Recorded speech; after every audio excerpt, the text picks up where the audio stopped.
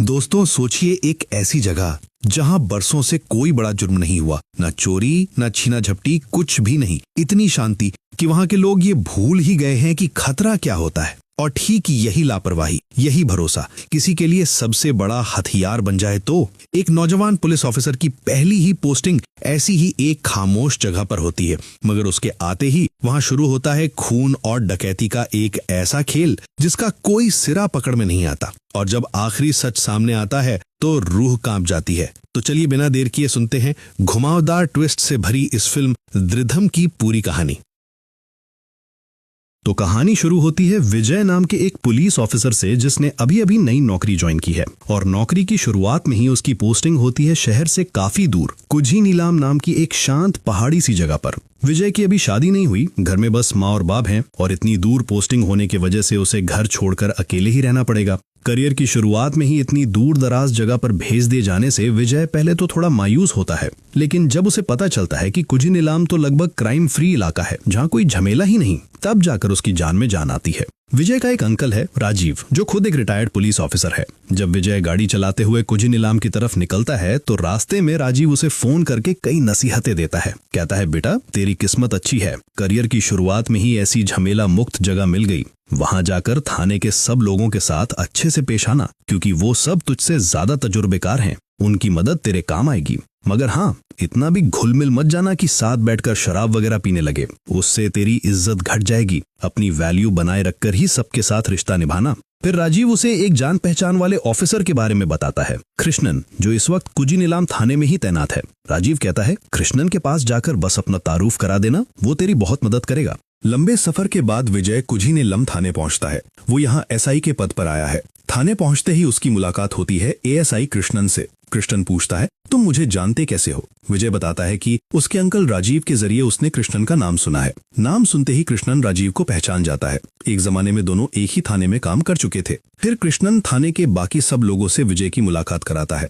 थाने में पुलिस वाले गिने चुने ही थे। इलाका महफूज था तो यहाँ ज्यादा पुलिस की जरूरत ही नहीं पड़ती थी। इनमें से कुछ लोकल थे और कुछ बाहर से ट्रांसफर होकर यहाँ आए थे। एएसआई कृष्णन, हेड कांस्टेबल बाला, कांस्टेबल सत्या, आनंद, विवेश और विद्या और रिमा नाम की 2 महिला पुलिसकर्मी भी यहाँ तैनात थीं। विद्या और रिमा विजय जैसे हैंडसम कुंवारे ऑफिसर को देखकर मन ही मन काफी खुश हो जाती हैं। कृष्णन इन सब से विजय का परिचय करा देता है। हाँ, आनंद की माँ बीमार थी, इसलिए उसने 2 दिन की छुट्टी ले रखी थी। इस वजह से उस वक्त आनंद से विजय की मुलाकात नहीं हो पाती। थाने के बगल में ही रहने के लिए क्वार्टर थे जहाँ विद्या, रिमा, कृष्णन, बाला और विवेश रहते थे। विजय भी वहीं शिफ्ट हो जाता है। कृष्णन उसे बताता है कि पास में ही एक रेस्टोरेंट है, चाहे तो वहां से खाना ले आना।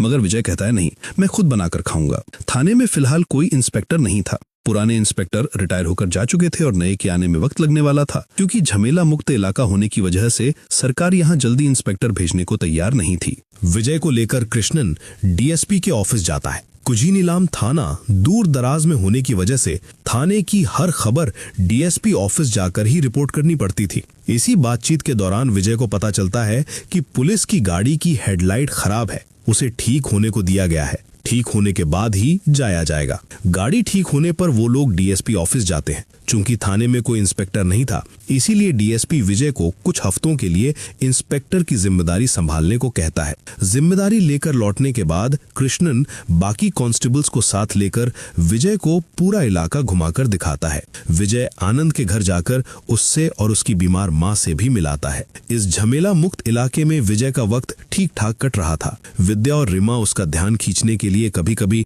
अपने हाथ का खाना बनाकर ले आती। एक सुबह उठकर विजय खिड़की से देखता है कि विद्या कराटे की प्रैक्टिस कर रही है। बाद में थाने जाकर पूछने पर उसे पता चलता है कि विद्या कराटे में ब्लैक बेल्ट है। अब रोजाना प्रैक्टिस तो नहीं करती, मगर वक्त मिलने पर कभी कभार हाथ पांव चला लेती है। एक रात कृष्णन विजय को साथ ड्रिंक करने का न्योता देने आता है। बताता है कि महीने में एक बार वो सब साथ बैठकर पीते हैं, मगर विजय अपने अंकल की नसीहत याद रखते हुए मना कर देता है। वैसे भी वो शराब को हाथ नहीं लगाता था। इसी तरह सबके साथ घुल मिलकर भी वो एक हल्की सी दूरी बनाए रखता था और देखते ही देखते चंद दिनों में ही सबके साथ उसके रिश्ते अच्छे बन जाते हैं। एक दिन इलाके के बार का मालिक विजय के केबिन में उससे मिलने आता है और तोहफे के नाम पर उसे कुछ पैसे ऑफर करता है। कहता है कि हर महीने आकर वो ऐसे ही थोड़ा बहुत इंटरेस्ट देता रहेगा। विजय सीधे सीधे रिश्वत लेने से इनकार कर देता है। क्योंकि वो समझता है तोहफे के नाम पर पैसे लिए तो बदले में कभी ना कभी कोई गलत काम करना ही पड़ेगा। दरअसल बार के मालिक को विजय के केबिन में भेजा कृष्णन ही था। तो जैसे ही वो जाता है, विजय कृष्णन को बुलाकर इस बारे में पूछता है। तब कृष्णन बताता है कोई इस तरह खुद से पैसे दे तो वो लोग ले लेते हैं, क्योंकि थाने और क्वार्टर की देखभाल के लिए सरकार से उन्हें पूरी फंडिंग नहीं मिलती और अपनी जेब से तो ये सब खर्च नहीं कर सकते, इसलिए इसी पैसे से वो काम चलाते हैं। ये सुनकर विजय कृष्णन को कुछ कहता नहीं, मगर साफ बता देता है कि वो खुद ऐसा कोई पैसा या रिश्वत नहीं लेगा। एक दिन विजय के माँ बाप उससे मिलने थाने आते हैं, देखने की बेटा यहाँ कैसा है, क्या कर रहा है। ज्यादा देर रुकते नहीं, विजय को इस तरह खुश और बेफिक्र देखकर वो भी इत्मीनान से लौट जाते हैं। मगर इसी बीच एक दिन इलाके के एक आदमी से विजय का झमेला हो जाता है। हुआ यूं कि बार के मालिक का बेटा एक आदमी के घर के सामने खड़ा होकर गांजा पी रहा था। जब उस घर के आदमी ने मना किया तो बात बढ़ गई। खबर मिलते ही विजय मौके पर पहुंचता है। जब वो उस आदमी और बार मालिक के बेटे दोनों को थाने ले जाना चाहता है, तभी बार मालिक का दोस्त साबू विजय को ऐसा करने से रोकता है, मगर विजय किसी की एक नहीं सुनता और दोनों को थाने ले आता है। साबू इलाके का काफी रसूखदार आदमी था। विजय के यूं नजरअंदाज करने पर वो उस पर भड़क जाता है। फिर साबू थाने आकर लड़के को छुड़ाने की कोशिश करता है। वो विजय को बताता है कि लड़के का 2 महीने बाद दुबई जाने का टिकट कटा है। अब अगर उस पर केस हो गया तो वो देश से बाहर नहीं जा पाएगा, मगर लड़के की तलाशी में गांजा मिलने की वजह से विजय उस पर केस करना चाहता है। वो बार मालिक और साबू को थाने से बाहर निकाल देता है। तब कृष्णन विजय को समझाता है, देखो अगर लड़के पर केस हुआ तो वो बाहर नहीं जा पाएगा और देश में बैठे बैठे और ज्यादा नशे का आदी हो जाएगा। उससे अच्छा है बाहर जाकर काम धंधे में लग जाए तो शायद नशा छूट जाए। इस बात पर विजय कन्विंस हो जाता है और लड़के को छोड़ देता है। मगर छोड़ देने के बावजूद साबू के दिल में विजय के लिए एक कसक रह जाती है। वो मन ही मन ठान लेता है इस बेइज्जती का बदला वो जरूर लेगा। खैर सब कुछ ठीक ठाक चल रहा था, मगर इसी दौरान एक दिन जंगल के पास एक बगीचा साफ करते वक्त एक इंसान का कटा हुआ हाथ मिल जाता है। थाने में खबर पहुंचने पर विजय अपनी टीम लेकर मौके पर पहुंचता है। अब जब हाथ मिला है तो जाहिर है डेड बॉडी भी आसपास ही कहीं होगी। हो सकता है कोई सियार या जंगली जानवर बॉडी से हाथ काटकर यहाँ ले आया और फेंक गया हो। डॉग स्क्वाड और फॉरेंसिक को खबर दी जाती है। डॉग स्क्वाड की मदद से बॉडी ढूंढ निकाली जाती है जो जमीन के नीचे गाड़ी गई थी, मगर किसी जानवर ने उसके ऊपर से मिट्टी हटा दी थी। फॉरेंसिक रिपोर्ट में पता चलता है मरने वाले की उम्र 30 से 35 साल के बीच थी। सिर के पीछे किसी रॉड जैसी चीज से वार करने की वजह से मौत हुई है और मौत हुए करीब हफ्ता भर हो चुका है, 16 से 18 तारीख के आसपास। यानी साफ जाहिर है ये एक मर्डर है। एक शांत झमेला मुक्त इलाके में इस तरह अचानक डेड बॉडी मिलने से हड़कंप मच जाता है। लोगों की जुबान पर, टीवी चैनलों पर बस इसी कत्ल की खबर चल रही थी। डीएसपी ऑफिस से विजय पर जल्दी केस सुलझाने का दबाव आता है। बॉडी किसकी है ये पता लगाने के लिए विजय हुक्म देता है कि आसपास के सब थानों में पिछले 6 महीने के अंदर 30 से 35 साल की उम्र की जितनी भी गुमशुदगी की रिपोर्ट हुई है सब निकाली जाए। फिर जिसकी जमीन साफ करते वक्त हाथ मिला था, विजय उससे पूछताछ करने उसके घर जाता है। इस आदमी का नाम है रेजी। रेजी बताता है कि खेती छोड़ने के बाद से वो जगह बेकार पड़ी थी। बाद में उसने मनोहरन नाम के एक आदमी को बगीचा साफ करने का काम दिया था और मनोहरन को ही सफाई करते वक्त वो हाथ मिला। पूछताछ में विजय को आगे पता चलता है कि रेजी की बीवी, बेटा और बहू बेटे की ससुराल में एक शादी में गए हुए हैं। जगह दूर होने की वजह से वो खुद नहीं गया। उसका बेटा एक लोकल कॉलेज में टीचर है। विजय हुक्म देता है कि इस आदमी की बात की सच्चाई जांची जाए। ये मर्डर केस चल ही रहा था कि इसी बीच एक और वारदात हो जाती है। कुजिनिल्लाम में आनामाला फाइनेंस नाम की एक बैंक या समिति जैसी संस्था थी जहां से बहुत आसानी से ऊंचे ब्याज पर कर्ज मिल जाता था। छोटे पैमाने पर शुरू हुई थी, मगर अब आनामाला फाइनेंस एक बैंक जैसी ही बन चुकी थी। इलाके के करीब करीब सब लोग यहाँ पैसा जमा करते, लोन लेते। कई लोग तो यहाँ से लोन लेकर दिवालिया भी हो चुके थे। ब्याज ज्यादा होने की वजह से उसे चुका ना पाने पर सब कुछ गवा बैठे। एक रात 3 आदमी आकर आनामाला फाइनेंस के गार्ड को बेहोश करते हैं, ताला तोड़कर अंदर घुसते हैं, फिर 3 लॉकरों में से एक लॉकर चुरा कर ले जाते हैं जिसमें करीब 125 भरी सोना 50 लाख के आसपास रकम थी। डकैतों ने लॉकर रूम की खिड़की तोड़कर उसे बाहर निकाला। खबर मिलते ही विजय अपनी टीम लेकर मौके पर पहुंचता है। जिन लोगों ने यहाँ पैसा जमा कर रखा था वो सब आकर भीड़ लगाए हाय तौबा और हंगामा कर रहे थे। कईयों ने तो अपनी बेटी की शादी के लिए बचाए गहने तक यहाँ महफूज रखे थे। अब सब गंवाकर वो बेबस हो गए थे। मौके का मुआयना करके और गार्ड की बात सुनकर विजय समझ जाता है कि गार्ड ने जो 3 डकैत देखे उन्होंने मुंह पर नकाब पहन रखा था, इसलिए चेहरा नहीं दिखा। विजय को शक होता है कि इन 3 के अलावा एक चौथा डकैत भी था जो खिड़की के बाहर गाड़ी लेकर इंतजार कर रहा था। लॉकर निकालकर गाड़ी में रखते ही गाड़ी स्टार्ट करके निकल गया। तभी आनंद कहता है ऐसा भी हो सकता है कि उन्होंने पहले गाड़ी बाहर पार्क की हो, फिर अंदर आए हो और डकैती उन्हीं 3 की कारस्तानी हो। विजय कहता है हाँ, ये भी मुमकिन है। खिड़की की ग्रिल गैस कटर से काटी गई थी। डकैत पूरी प्लानिंग करके आए थे। बैंक के सीसीटीवी चेक करने पर दिखता है कि डकैतों ने आते ही पहले कलर स्प्रे से कैमरे ढक दिए थे। इसके अलावा आनामाला फाइनेंस के सड़क पर दूर दूर तक कोई बड़ा घर या दुकान न होने की वजह से उधर भी कोई सीसीटीवी नहीं था। यानी जिन्होंने डकैती की वो इस इलाके को बखूबी जानते थे। फोरेंसिक वाले भी बताते हैं कि पिछली रात बारिश होने की वजह से वो कोई फुटप्रिंट या फिंगरप्रिंट नहीं उठा पाए। एक तो मर्डर केस का बोझ कंधे पर, ऊपर से यह डकैती का केस आ गिरा जिसका कोई सुराग ही विजय को नहीं मिल रहा था। आनामाला फाइनेंस के दफ्तर के बाहर बहुत भीड़ थी। सर्च खत्म करके विजय जैसे ही बाहर जीप के पास आकर खड़ा होता है, अचानक उसकी नजर पड़ती है कोई एक शख्स उसकी तरफ टकटकी लगाए देख रहा है, मगर गौर से देखने पर वो उस आदमी को फिर वहां नहीं पाता। इसके बाद आनामाला फाइनेंस के मालिक और मैनेजर थाने रिपोर्ट करने आते हैं। किसी पर शक है क्या? पूछने पर विजय को पता चलता है कि यहाँ कई लोगों ने बहुत कुछ गिरवी रखकर पैसा लिया था और पैसा ना लौटा पाने पर सब गवा बैठे। उस हिसाब से इस बैंक के दुश्मनों की कोई कमी नहीं।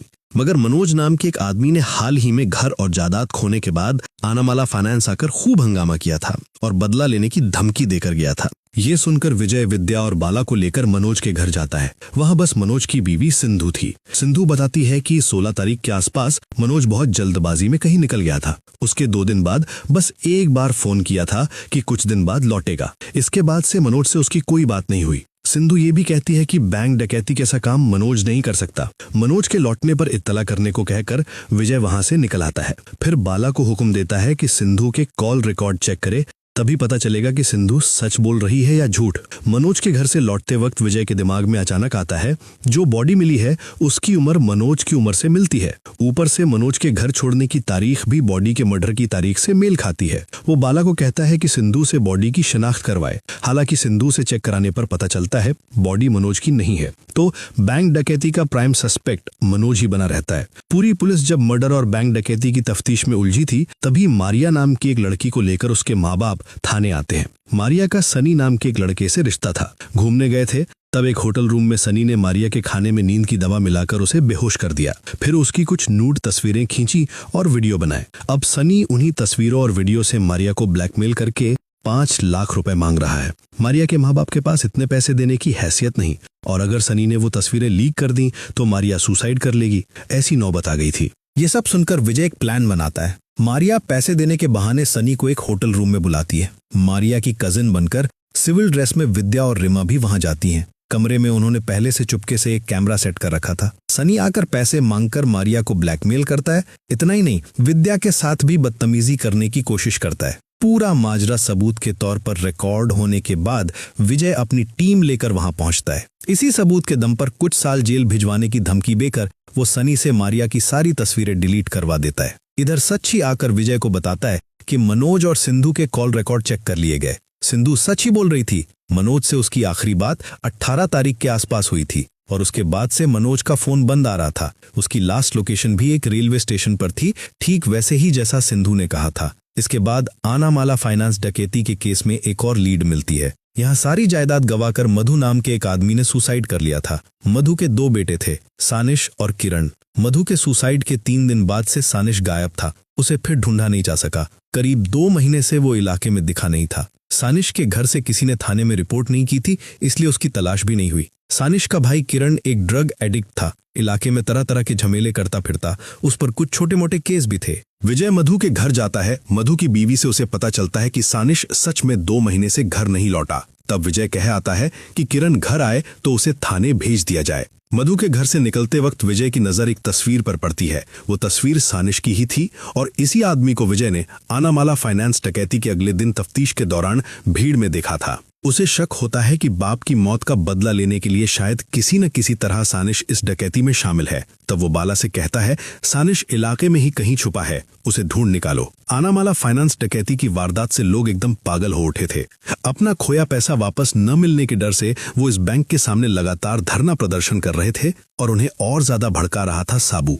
वो सबसे कहता फिर रहा था कि विजय नया नया ज्वाइन हुआ है, तजुर्बा नहीं है, इसीलिए ये केस सुलझा नहीं पा रहा। उस भीड़ को संभालने जब विजय वहां जाता है तभी उसके पास खबर आती है पुल के बांध के पास नदी के किनारे एक और डेड बॉडी मिली है। इस बॉडी के पोस्टमार्टम में पता चलता है कि इसकी मौत भी ठीक पिछले मर्डर वाले तरीके से हुई है, सिर पर रॉड जैसी किसी चीज से वार करके। इस आदमी की उम्र भी 30-35 साल के आसपास थी। हो सकता है दोनों मर्डर का गुनहगार एक ही हो, एक ही शख्स ने शायद दोनों को मारा हो। विजय पर डीएसपी ऑफिस से फिर दबाव आता है। ज्वाइन करते ही इलाके में पीछे पीछे 2 मर्डर और एक डकैती हो गई और वो सुलझा नहीं पा रहा। विजय डीएसपी को कह आता है कि वो बहुत जल्द इन केसों को सुलझाने की कोशिश करेगा, इसलिए वो इलाके में पुलिस की निगरानी पहले से और बढ़ा देता है। ऐसे ही एक दिन किरण थाने मिलने आता है। उससे पूछताछ में कोई काम की बात ना मिलने पर विजय उसे छोड़ देता है। उसी रात सड़क पर पेट्रोलिंग के दौरान अचानक उसके पास कॉल आता है। पास के इलाके के एक रिजॉर्ट के करीब कोई एक शख्स एक डेड बॉडी लिए जा रहा था। ये सुनकर वो फौरन बाला, कृष्णन और सत्या को लेकर मौके पर पहुंचता है।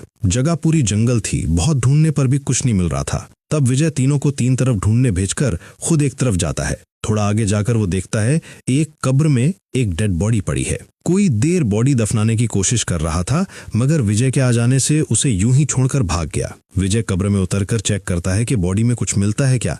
तभी बॉडी की शर्ट की जेब में उसे एक सोने की चेन मिलती है। इतने में कोई आकर उसके सिर पर वार करता है और वो बेहोश हो जाता है। उसकी चीख सुनकर बाला वहां आती है तो उसे भी कोई वार करके भाग जाता है। बाकी दोनों आकर तब उन्हें बचाकर ले जाते हैं। खुशकिस्मती से उनमें से कोई ज्यादा जख्मी नहीं हुआ। तो खैर, होश आने के बाद कृष्णन से विजय को पता चलता है कि इस बार मिली बॉडी की शनाख्त हो गई है। कुछ तमिल लोग इस इलाके में काम करने आए थे। ये बॉडी उन्हीं में से एक की है, नाम मणिकंदन। विजय तब उस कॉन्ट्रैक्टर के पास जाता है जिसने इन तमिल लोगों को काम पर रखा था। वहां जाकर उसे पता चलता है कि मणिकंदन, आरुल, आनबू और कुमार 4 तमिल आदमी उनके यहाँ काम करने आए थे, मगर इलाके में कोई समारोह होने की बात कहकर वो कुछ दिन पहले ही चले गए, जिसकी वजह से अब उसका काम भी रुका पड़ा है। मणिकंदन की बॉडी का पोस्टमार्टम खत्म होने पर डॉक्टर विजय को कॉल करके बताता है कि उसका मर्डर भी पिछले दोनों मर्डर वाले अंदाज में ही हुआ है। तब विजय इन 4 तमिल लोगों के रहने वाली जगह के पते पर जाता है। घर चेक करते वक्त पहले तो उन्हें कुछ खास नहीं मिलता। आखिर में सत्या को वहां आनामाला फाइनेंस का एक कार्ड मिलता है। तब विजय को शक होता है कहीं बैंक की डकैती इन्हीं तमिलों ने तो नहीं की। इसलिए बॉडी पर मिली सोने की चेन लेकर वो आनामाला फाइनेंस जाता है और उसे पता चलता है कि ये उन्हीं के बैंक से लूटी गई है। इधर इससे पहले मिली दोनों बॉडी की भी पुष्टि हो जाती है। वो आरुल और आनबू की थी। कृष्णन बताता है कि विजय के ज्वाइन करने से कुछ दिन पहले ही आरुल थाने रिपोर्ट करने आया था, क्योंकि बाकी 3 से उसका झमेला हुआ था। तभी आनंद अपने शक की बात बताता है। कहता है ऐसा भी हो सकता है कि इन 4 तमिलों ने मिलकर बैंक डकैती का प्लान बनाया हो। बाद में आरुल प्लान से पीछे हटा तो बाकी 3 ने उसे मार डाला। फिर डकैती के बाद पूरा पैसा अकेले हड़पने के लिए कुमार ने आनबू और मणिकंदन को भी मारकर भाग गया। तब विजय कुमार को ढूंढने के लिए सब थानों में उसकी तस्वीर भेजने को कहता है, मगर अभी ये सब बस शक है। असल में कत्ल या डकैती किसने की, इस बारे में वो अभी भी पक्के नहीं है। विजय आसपास की सब ज्वेलरी को बता देता है कि कोई शक्की आदमी सोना बेचने आए तो उन्हें इत्तला की जाए। इधर आनामाला फाइनेंस के मालिक का एक औरत से नाजायज रिश्ता था। उसके साथ वक्त गुजार कर रात को वो लौट रहा था। गाड़ी उसने उस औरत के घर से कुछ दूर पार्क की थी। वहां जाकर देखता है किसी ने उसकी गाड़ी के टायर से हवा निकाल दी है। तभी कोई आकर उस पर हमला कर देता है। हाथ में चाकू का जख्म खाकर वो किसी तरह एक झाड़ी में जाकर छुपता है और थाने कॉल करके अपनी लोकेशन बताता है, मगर फोन पर कॉल आने से हमलावर को उसकी जगह का पता चल जाता है और वो उस पर फिर हमला करने आता है। गुनहगार को धक्का देकर गिराकर आनामाला फाइनेंस का मालिक किसी तरह अपनी गाड़ी में बैठकर हॉर्न बजाने लगता है तो आसपास के घरों से लोग बाहर निकल आते हैं और गुनहगार वहां से भाग जाता है। विजय अपनी टीम लेकर आता है और देखता है कि हमलावर बाइक लेकर आया था और उसे छोड़कर ही भागा है, यानी वो आसपास ही कहीं छुपा है। बहुत खोज और मेहनत के बाद जब हमलावर पकड़ा जाता है तो पता चलता है ये और कोई नहीं, सानिश है। थाने लाकर पूछताछ करने पर सानिश बताता है कि उसने कोई कत्ल या डकैती नहीं की। डकैती के अगले दिन वो भीड़ में सिर्फ आनामाला फाइनेंस के मालिक को तकलीफ में देखने आया था और आज भी वो अपने बाप की मौत का बदला लेने आया था। इतने दिन वो अपने एक दोस्त के घर रुका था। सानिश के उस दोस्त और दोस्त के पड़ोसियों से पूछताछ में पता चलता है कि सानिश सच ही बोल रहा है। डकैती की उस रात भी वो वहीं था। तब सानिश पर बैंक डकैती या कत्ल के शक की कोई गुंजाइश नहीं रहती, मगर आनामाला फाइनेंस के मालिक पर हमला करने के जुर्म में उसे थाने में बंद रखा जाता है। इधर तमिलनाडु पुलिस से पता चलता है कि कुमार, आरुल, आनबू और मणिकंदन एक ही इलाके के लोग हैं। इलाके से आने से पहले उन्होंने वहां भी एक बैंक में डकैती की थी, इसलिए अब पूरा शक उन्हीं पर जाकर ठहर जाता है। हालांकि कुमार के मिलने तक पक्के तौर पर कुछ कहा नहीं जा सकता था। इसी बीच आनामाला फाइनेंस के मालिक ने जो फ्रॉड किया था वो विजय पकड़ लेता है। मालिक ने दावा किया था कि चोरी हुए लॉकर में 50 लाख के आसपास रकम और 125 भरी सोने के गहने थे, मगर विजय टेस्ट करके देखता है उस साइज के लॉकर में इतनी रकम और गहने रखना नामुमकिन है। लॉकर तुलना में छोटा पड़ जाता है। थाने बुलाकर पूछताछ में पता चलता है कि इंश्योरेंस का पैसा पाने के लिए मालिक ने झूठ बोला था। असल में चोरी हुई थी 10 लाख रुपए और 80 भरी के आसपास सोना। इसी पूछताछ के दौरान साबू लोगों को लेकर थाने आकर झमेला करने की कोशिश करता है। वो विजय से कहता है कि 3 मर्डर और बैंक डकैती होने के बावजूद वो कुछ नहीं कर पा रहा। विजय के खिलाफ लोगों को भड़काने की कोशिश भी करता है। तब विजय मजबूर होकर साबू को थाने से बाहर निकाल देता है। इतनी भागदौड़ के बाद उस रात विजय क्वार्टर लौटकर सो रहा था। तभी सत्य आकर बताता है कि मनोज लौट आया है। विजय फौरन मनोज के घर जाता है। दरवाजा खटखटाने पर सिंधु दरवाजा खोलकर कहती है कि मनोज नहीं लौटा। दरअसल मनोज घर में ही छुपा था। विजय अंदर घुसकर तलाशी शुरू करता है। एक पल में विजय को धक्का देकर गिरा देता है और घर के पिछले दरवाजे से भागने की कोशिश करता है, मगर वहां पहले से ही बाकी पुलिस वाले तैनात थे। मनोज को थाने ले जाकर पूछताछ में खास कुछ नहीं निकलता। मनोज बताता है कि गुस्से में उसने आनामाला फाइनेंस में कहा था कि वो बदला लेगा। कर्ज में डूबकर घर बार गंवाकर वो बौखला गया था। वो आगे बताता है कि इन कुछ दिनों में वो अपनी कुछ जायदाद बेचने के काम से गया था ताकि उससे पैसा जुटाकर आनामाला फाइनेंस का कर्ज चुका सके, क्योंकि उसका घर भी गिरवी था और उसी को छुड़ाने की कोशिश में वो लगा था। इसके अलावा ब्याज की रकम कुछ कम हो सके, इसके लिए उसने थाने में भी रिपोर्ट की थी। तब पता चलता है कि जिस रात आरुल यानी पहले शख्स का मर्डर हुआ था, ठीक उसी वक्त मनोज थाने में ही था। यानी आरुल के कत्ल से उसका कोई ताल्लुक नहीं। मगर विजयी को शक होता है कि शायद डकैती का प्लान मनोज नहीं बनाया। उस रात वो थाने आया, फिर जायदाद बेचने के नाम पर यहाँ से चला गया ताकि उस पर पुलिस का कोई शक न हो। उसके बाद प्लान ये था कि तमिल लोग डकैती करके एक जगह उससे मिलेंगे माल बांटने के लिए। जब वो अपने इस शक की बात कहता है, तब विवेश उसे बताता है कि जिस रात मनोज थाने रिपोर्ट करने आया था, ठीक उसी रात तमिल लोग भी अपने आपसी किसी झगड़े की रिपोर्ट करने थाने आए थे। तब मनोज पर विजय का शक और बढ़ जाता है और उसे कस्टडी में रख लिया जाता है। इधर डीएसपी विजय को बुलाकर सुनाता है। कहता है तू नया ज्वाइन हुआ है, इसीलिए ये केस सुलझा नहीं पा रहा, और वैसे भी केस तो सुलझ ही गया है। डीएसपी विजय को कहता है कि तमिलों को ही कातिल और डकैत लिखकर फाइनल रिपोर्ट कर दे। तब विजय कहता है कि कुमार के मिलने तक तो ये पक्का नहीं किया जा सकता, मगर डीएसपी कुछ सुनने को राजी नहीं। उस पर भी ऊपर से जल्दी केस सुलझाने का दबाव है। आखिर में विजय की बहुत मिन्नतों के बाद डीएसपी उसे केस सुलझाने के लिए 1 हफ्ते का वक्त देता है, और इसके अंदर केस ना सुलझा पाने पर तमिलों को ही गुनहगार बताकर केस फाइल करने का हुक्म देता है। डीएसपी से ये सब सुनकर विजय का दिल टूट जाता है। उस दिन उसकी माँ उसे कॉल करती है और जब समझती है कि उसका मूड खराब है तो उसे हौसला देती है। शुरू में ऐसा होता ही है, धीरे धीरे सब ठीक हो जाएगा। और वैसे भी केस ना सुलझा पाने पर ज्यादा से ज्यादा क्या होगा, बहुत हुआ तो सस्पेंड कर देंगे, इससे ज्यादा कुछ नहीं। माँ की बातों से विजय फिर से अपना हौसला पा लेता है। तो खैर, अगले दिन पास के इलाके के थाने से कॉल आता है। उस इलाके की एक सुनार की दुकान पर एक शकी आदमी सोना बेचने आया था। वहां जाकर दुकान के मालिक से विजय को पता चलता है कि पिछले दिन एक लड़की सोने की चेन बेचने आई थी। ऐसे सोना बेचने तो अक्सर कई लोग आते हैं, मगर इस लड़की पर उसे शक हुआ था, क्योंकि सब सोना बेचते वक्त भाव ताव करते हैं। मगर इस लड़की ने मोल भाव नहीं किया, उल्टा जो दाम बताया गया उसी पर बेचने को राजी हो गई। इसीलिए मालिक ने चेन रखकर लड़की को अगले दिन आकर पैसे ले जाने को कहा। लड़की इस पर राजी नहीं हुई, बल्कि कहकर गई कि अगले दिन वो चेन साथ लेकर आएगी और पैसे ले जाएगी। फोन नंबर मांगने पर भी लड़की देने को राजी नहीं हुई, और तो और अगले दिन चेन बेचने भी नहीं आई। दुकान के मालिक ने चेन की एक तस्वीर भी खींच रखी थी। उसे देखकर विजय को यकीन हो जाता है कि ये वही लूटी गई चेन है। मालिक बताता है कि लड़की दुकान से निकलकर बगल की दवा की दुकान गई थी। विजय वहां जाकर ठीक उसी वक्त कौन कौन सी दवाई खरीदी गई थी उसकी लिस्ट लेता है, फिर वहां से चला जाता है। सुनार के दुकान का कर्मचारी उस वक्त वहां नहीं था। बाद में जब उसे पता चलता है कि पुलिस सोने की केस की तफ्तीश में आई थी, तब वो फिर विजय को कॉल करता है। विजय आने पर वो बताता है कि लड़की किसी से फोन पर बात कर रही थी। क्या बात कर रही थी ये उसने नहीं सुना, मगर रिंगटोन जरूर सुनी थी। फिर वो कैसी रिंगटोन थी ये विजय को बताता है। तब विजय के सामने अचानक सब कुछ साफ हो जाता है। वो कुछ और छानबीन करके इस बारे में यकीन कर लेता है। विजय जिस दिन आनंद के घर गया था उस दिन उसने यही रिंगटोन सुनी थी। ऊपर से आनंद की माँ स्ट्रोक की मरीज है और उस लड़की ने भी दुकान से स्ट्रोक की दवा खरीदी थी। वो लड़की और कोई नहीं, आनंद की बीवी अंजना थी। तो क्या डकैती और कत्लों के पीछे अंजना का हाथ है? उस रात थाने जाकर विजय अंजना की तस्वीर दिखाकर पूछता है, ये कौन है? आनंद बताता है कि ये उसकी बीवी है। विजय से तो उसकी मुलाकात भी हुई थी। तब विजय कहता है कि उसके पास आनंद के खिलाफ सबूत है कि डकैती आनंद ने ही की है। मां की बीमारी के बहाने आनंद ड्यूटी पर नहीं आया था, तब शायद उसने डकैती का प्लान बनाया। फिर बाकी सारे सबूत भी आनंद के सामने रखकर विजय पूछता है, उसने डकैती क्यों की? आनंद तब भी इनकार करता है तो विजय उसे एक थप्पड़ जड़ देता है। तभी सत्या उसे रोकने आता है। तब विजय बताता है, आनंद अकेला नहीं है, विभेश भी आनंद के साथ डकैती में शामिल था। डकैती की रात आनंद और विभेश की पेट्रोलिंग की ड्यूटी थी, मगर वो उस काम पर गए ही नहीं, क्योंकि जब गुनेगार आनामाला फाइनेंस के सीसीटीवी कैमरों पर कलर स्प्रे कर रहे थे, उससे पहले सड़क पर जमे पानी में गाड़ी की हेडलाइट की रोशनी दिख रही थी, जिसे साफ जाहिर था कि गाड़ी की एक हेडलाइट खराब है। और ठीक उसी वक्त थाने की गाड़ी की हेडलाइट भी खराब थी। पूरा सबूत देने के बाद धीरे धीरे सत्य और कृष्णन भी आगे आते हैं। वो बताते हैं कि वो दोनों भी इस डकैती में शामिल थे और कत्ल भी उन्होंने ही किए।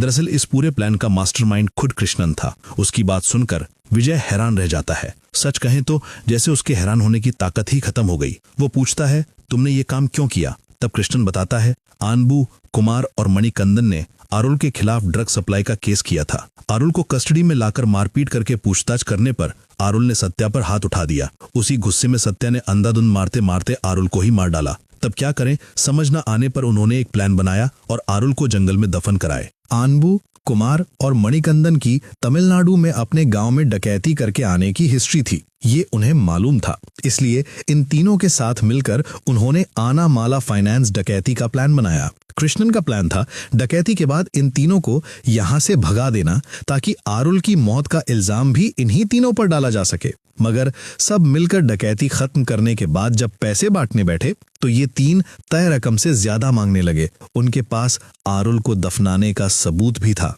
कोई चारा न देख कृष्णन, विभेश, सत्या और आनंद ने मिलकर तीनों पर हमला किया। आनबू और कुमार को उसी वक्त मार डाला। बस मणिकंदन जिंदा बचा। कृष्णन प्लान करता है एक साथ सब बॉडी बाहर ना फेंक कर एक एक करके फेंकेंगे।